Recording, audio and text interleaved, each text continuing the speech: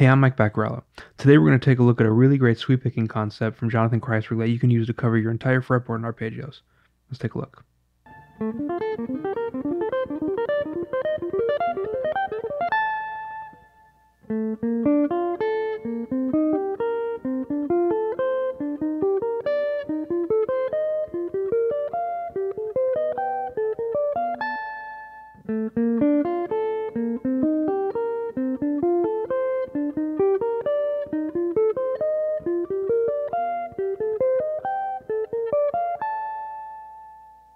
The idea behind this concept is simply taking your diatonic arpeggios and playing them up and down the fretboard. That's all that's going on harmonically. What makes this interesting is the way it's picked and the rhythms that Jonathan Kreisberg chooses to use. So first, let's go over the notes. So we're in the key of B flat major. And so what we're doing is we're playing all of our arpeggios in the key of B flat major, which would be B flat major 7, C minor 7, D minor 7, E flat major 7, F7, G minor 7, A minor 7 flat 5, back to B flat major 7. And we're doing that by starting each one on the 7th degree of the scale. So for example, for the B flat major 7, we're starting here on the A and playing B flat, D, F, A. And the same thing, we go to C minor, we're starting B flat, which are flat 7, C, E flat, G, B flat. So we're starting and ending each arpeggio on the 7th. D minor, we're playing C, D, F, A, C. For E flat major, we're playing D, E flat, G, B flat, D. F7, we're playing E flat, F, A, C, E flat. For G minor 7, we're playing F, G, B flat, D, F. For A minor 7 flat 5, we're playing G, A, C, E flat, up to G. And then we're repeating A, B flat, D, F, A for B flat major 7 to finish our sequence. So those are the notes. And of course, you should move this to all your different keys and play this all over the guitar. Now let's take a look at the picking. So the way that I choose to pick this, I'm not sure how Jonathan Kreisberg picks it exactly. I haven't slowed down a video and watched his hand, but the way that makes sense to me is I'm starting on an upstroke, down, down, down, and then up.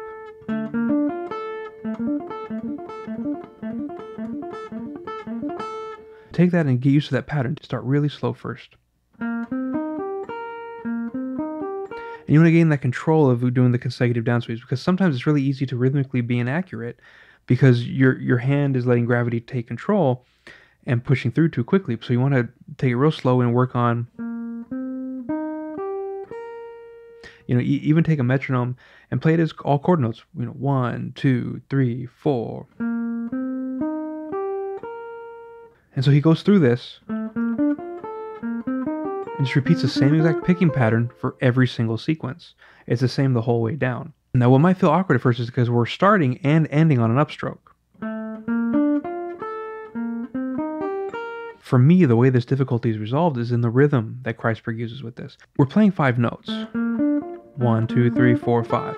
But I'm not hearing it as straight contably, 1, 2, 3, 4, 5, 1, 2, 3, 4, 5, where they're all even. What I hear is we're starting on the and of a beat. So like the and of 4, 1 and 2 and 3 and 4. Start there. And then on the downbeat, play a triplet. And then we end on beat 2 with an 8th note. So it's 1 and 2 and 3 and 4 and 1 triplet 2 and 3 triplet 4 and 1 triplet 2 and so forth. But because of the 2 8th notes that kind of bookend each phrase, I don't find the consecutive upstrokes too difficult because it buys us a rhythmic breather because we're not going so fast right there where we can kind of readjust our hand.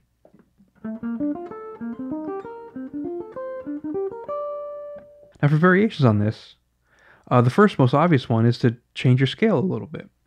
Kreisberg does this a lot with melodic minor. So if I did this with melodic minor, all I would do is take all the D naturals from the B flat major scale and switch them to D flats.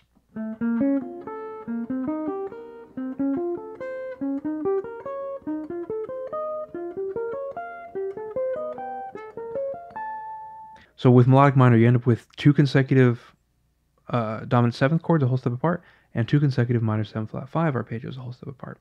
One variation I think is kind of interesting is doing the reverse. Kreisberg always does this ascending, What if I descend the arpeggios?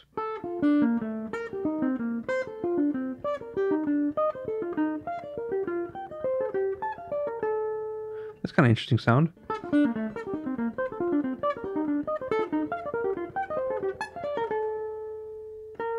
The picking pattern we're using is the opposite of the previous one. So rather than start on an upstroke, we're starting on a downstroke. So it's down, up, down, up, down. And it's the same rhythm. Hope you take this idea and run with it and explore all your different keys and all your different scales with this and try to make something new out of it. I think it's a really cool idea and it can bring some really cool intensity to your solos. Thanks for checking out the lesson. Keep practicing. See you next time.